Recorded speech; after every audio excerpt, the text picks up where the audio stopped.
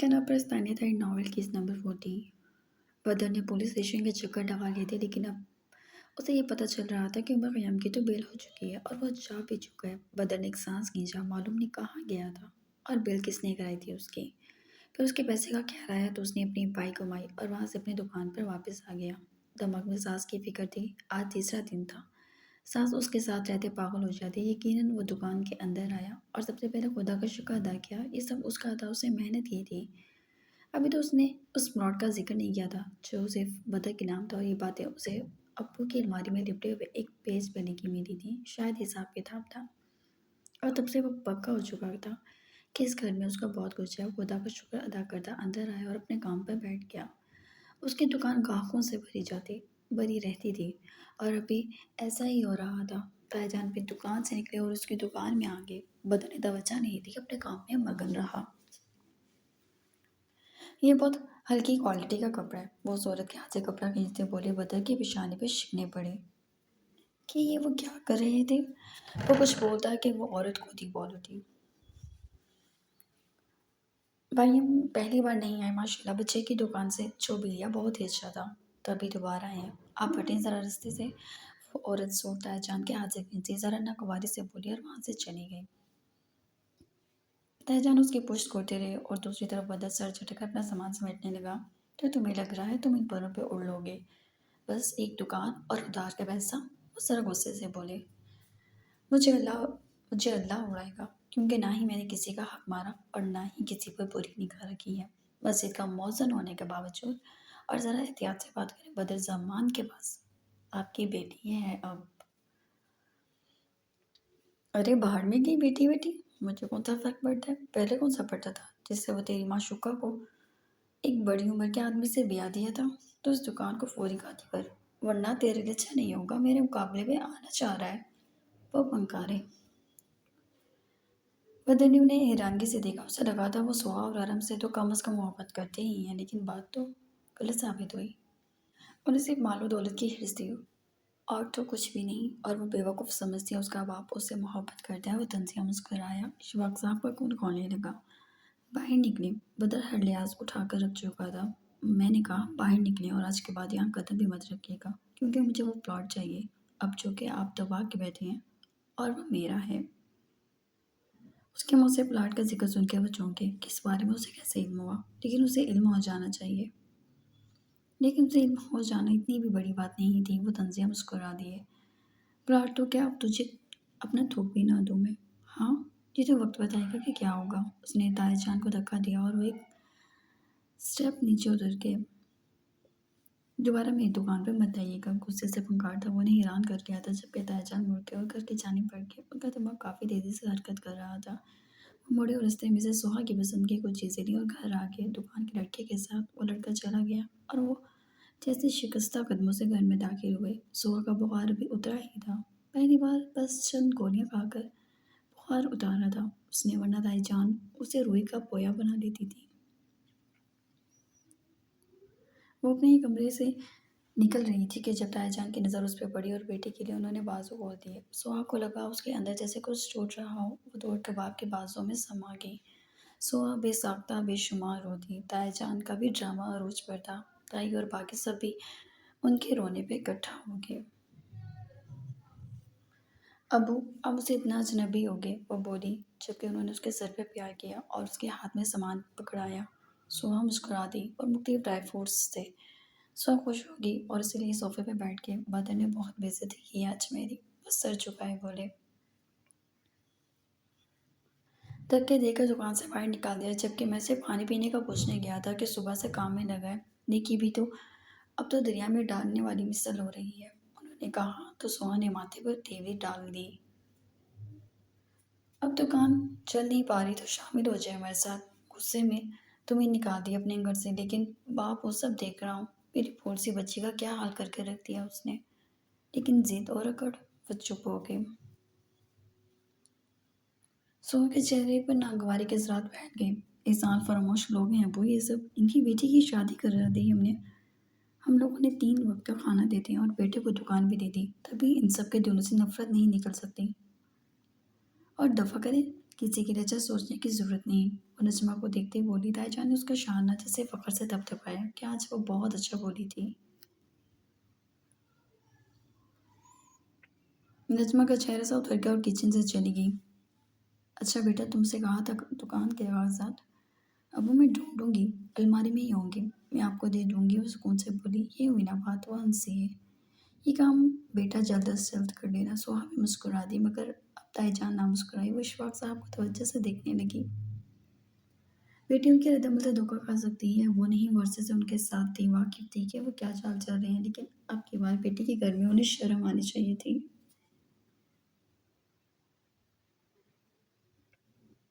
सुहा तो बाप की इतनी सी तवज्जो से बोले ना समाई थी। ताईजान रेस्ट करने चले गए और उसने उनके साथ ही खाना खाया, और आज जो बदर सब्जी देकर गया तो उसे हाथ तक न लगाया। शाम ढलने पर अरहम घर वापस लौट आया। थका थका सा वो बैठ गया और रात के खाने पर बहस छेड़ दी कि उसे नहीं खाना खाना, उसे पुलाव खानी थी। बहुत नखरीला हो गया है, इसकी शादी करे ताकि इसकी बीवी न करे, ट्राइब्स की माँ की हड्डियों में दम नहीं रहा। वो बोली और दूसरी तरफ नजमा को पुलाव बनाने का हुक्म दे दिया, और वो बेचारी अब उसके लिए पुलाव बनाने लग गई थी। हाँ तो करते हैं, सुकून से बोला। कोई शर्म नहीं तुम दोनों बहन भाइयों में। वो बोली, लेकिन वो कहाँ घास डालते थे, उन्हें सर चटक गया और हमने खाना खाया बहुत अच्छे माहौल में। उम्र की बेल का क्या बना, अरम ने बाप से पूछा। हाँ कल जाऊंगा कराने। क्यों, वापस ने रखा, इतने दिन तो क्या ना आया। पैसे चाहिए मुझे, दुकान भरी हुई है अब्बू, माल बिक नहीं रहा। वो हैरान था। तुम चुप कर जाओ, उन्होंने तेवरों में कहा, और खाना खा के उठ गए। सुहा भी कमरे में आ गई, ड्राई फ्रूट साइड पर रखे और अभी बैठने ही लगी थी कि बदर भी आ गया। उसने कुछ सामान साइड पर रखा और उसकी जानिब एक नज़र देकर निगाह फेर किया। मुझे बात करनी है तुमसे, सुहा ने फौरन कहा। कहो। वह पानी का गिलास खुद उठाकर पानी निकालने लगा, लेकिन जग खाली था। उसने गिलास वहीं रखा और जग उठा के बाहर निकल गया। सुहा ने देखा वो पानी लेने गया है, और थोड़ी देर बाद वापस आया। पानी गिलास में वो डेल कर पीने लगा, जबकि बेड पर बैठ गया। तुमने अब्बू के साथ जो बदतमीजी किया है, तुम्हारा हक बनता था। कितने बड़े एहसान फरमोश हो, बल्कि तुम सब बहन भाई। तुम्हें अब्बू ने आज तक सब कुछ दिया और तुम इतने नाशुक्र। उनके दिए माल पे इतना ना उतराओ बदर। वो मजबूत लहजे में बोल रही थी, गोया बाप की तवज्जो मिल गई थी। उसने जवाब नहीं दिया। खाना रिया, मुझे भूख लग रही है, वो इतना ही बोला। खाना खाना है, मेरे ही बाप के माल पर पल रहे हैं तुम्हारे सारे घर वाले। और बात सुन रही, रोज रोज की सब्जी लाकर मेरे सर पे ना रख दिया करो। मैं ना ही बनाऊंगी और ना ही मैंने बनाई है, जो घर में रखा है वो ला देती हूँ। रुक जाओ, उसकी सारी बकवास वो खामोशी से सुनता रहा। उसे टोक दिया। तुमने खाना नहीं बनाया, उसने बस इतना ही पूछा। नहीं, वो दो टोक बोली और बदर खुद किचन में आ गया। सर्दी की वजह से आजकल सब अपने बिस्तर में जल्दी घुस जाते थे। वो किचन में आया और गाजर काटने लगा। तुम्हें इतनी जिद क्यों है, ये खाना बना हुआ है, खा क्यों नहीं लेते। उसके हाथ से चोरी खींचते वो भड़की। बदर ने कोई रिस्पॉन्स नहीं दिया। उसने गाजर बनाई जैसी भी पकी, और रोटी भी उसी आटे में से कुछ ना कुछ करके आड़ी तिरछी बना के वो कमरे में आ गया और खामोशी से खाने लगा। सुहा के अंदर अजीब बेचैनी भर गई थी। क्या था, वो उसके हाथ का भी बेकार सा खाना खा लेता था, और अपने हाथ का भी, सिर्फ अना के चक्कर में। उसने खाना खाया और गिलास में थोड़ा सा पानी उड़ेलकर उसने अभी लबों से लगाया था कि वो बोल उठी। उसने खाना खाया और गिलास में थोड़ा सा पानी उड़ेलकर उसने अभी लबों से लगाया ही था कि वो बोल उठी। दुकान के कागजात मुझे दे दो, मैंने अब्बू को वापस करने हैं। जो चीज़ बन की है उस पर कब्जा न जमाओ। इतनी अना है तो सब अपनी मेहनत से करो। वो बड़ा खुलकर वार कर रही थी। बदन ने गिलास लबों से हटाया और सारा पानी उसके मुंह पर उड़ेल दिया एक झटके से। मुंह धोकर रखो कि तुम्हारे कमीने बाप का मेरे पास कुछ है। उल्टा मैंने छोड़ा हुआ है उसके पास। प्लाट के कागजात लेने हैं। अभी तो मैंने उसे तुम्हारे कमीने बाप की हराम की कमाई नहीं है। ये खाना घर पर बना कर रखा करो। आइंदा तुम्हारी नखरे बर्दाश्त नहीं करूंगा। उसने गिलास साइड पर रखा और ट्रे उठा के बाहर निकल गया। बेइज्जती के एहसास से सुहा का चेहरा सुर्ख हो गया। गुस्से से एकदम उठी और उसका गिरबान जकड़ लिया। ये सब तुम मेरे साथ क्यों कर रहे हो। सुर्ख आंखों से वो उसके गिरबान को पकड़े सवाल कर रही थी। जोर से अना पे लगी है ना तुम्हारी, बस मेरी भी इसी तरह लगती है। दोनों तुम तो ना तुम चिल्ला करो मुझे, ना ही जवाबी कार्रवाई कार्रवाई करूँगा, वो बोला और उसके हाथ झटक कर वो साइड से निकल गया। जबकि सुहा की आँख से आँसू निकला। मुझे दुकान के कागज़ात चाहिए, वो तहम्मुल से बोली। ठीक है, अपने बाप से कहो प्लाट के कागज़ात दे दे, दुकान के दे दे। अब मुझसे मज़ीद मत उलझना, मैं थका हुआ हूँ। वो ज़रा गुस्से से उसे घूर कर बोला और सुहा सर हिला गई, बेवकूफ़ों की तरह, और अपना चेहरा साफ कर गई। उसे बेइज्जती से सुर्ख होता वो चेहरा महसूस हो रहा था। सुहा आईने के सामने खड़ी थी। बदर आंखों पर हाथ रख कर लेटा हुआ था। वो बार बार उससे पलट कर देख रही थी। आज उसने कोई बात नहीं की, अपने पास नहीं बुलाया, उस पर हुक्म नहीं जमाया, और वह जैसे लाशौरी तौर पर मुंतज़िर सी थी। बात सुनो, उसने आंखों पर से हाथ हटाया। सुहा ने मुड़कर देखा। मेरे पाँव दबा दो ज़रा, वो संजीदगी से बोला। सुहा के जैसे सीने में खंजर की तरह चुभी थी, वो किसी के पाँव दबाती। ऐसा कहाँ मुमकिन था। उसे नहायत नागवार से मुड़कर देखा। क्यों, तुम्हारे पास अपने हाथ नहीं, वो तुर्क पर बोली। बदर ने मुड़कर देखा। तो क्या अब अपनी थकावट उतारने के लिए बाहर से बुलाऊं औरत को, वो ज़रा भड़क कर बोला। हाँ, तुम्हारे पास तो बहुत पैसे हैं, तो बुला लो अपनी हर किस्म की थकावट उसी से उतरवाया करो। और सुहा तुम्हारे पाँव को छुएगी, कभी नहीं, कहकर वो बैठ के दूसरी साइड पर लेट गई। जबकि बदर ने उन ख्वार नजरों से उसे देखा और उठकर बैठ गया। सोच लो सुहा, आहिस्तगी से बोला, जैसे कह रहा हो वाकई सोच लो। सोच लिया बदर ज़मान, वो भी उलझी थी, और बदर उठकर बाहर निकलने लगा। कहाँ जा रही हो, वो तो एकदम तड़प कर उठी थी। औरत को लेने, जो मेरे पाँव दबाकर मेरी थकावट उतार दे, कह कर वो बाहर निकल गया। बकवास मिली ना जाए तुम्हें, उमर ख़याम लाए तो मान लो, तुम और ऐसी फजूलियात कर ही नहीं सकते, वो दान काटते बोली जैसे खुद को तसल्ली दे रही थी। लेकिन वो एक खूबरू हसीन मर्द है, लेकिन कंगला भी तो है। लेकिन बेचारी औरतें तो मर्द के हुस्न पर मरती हैं। नहीं, मर्द की जेब में मौजूद पैसे पर मरती हैं। एकदम उसके पास कई सवाल आए और वो लबकार थी, घड़ी को घूरते हुए देखती रही कि अचानक उसे बदराता दिखाई दिया। पूरे 2 घंटे बाद वो वापस लौटा था। सुहा ने उसे गौर से देखा। नींद में बिल्कुल धुत था और बिस्तर पर गिरा और मालूम नहीं कैसी गहरी नींद में उतर गया। ये क्या तरीका था। वो उसके करीब गई तो खुशबू में लिपटा था। सुहा के रंग से उड़ गई। उसने बदर का चेहरा देखा। वो हसीन तरीन था। उसकी ब्रेड भी बिल्कुल ब्लैक नहीं थी, हल्की हल्की ब्राउनिश पर थी।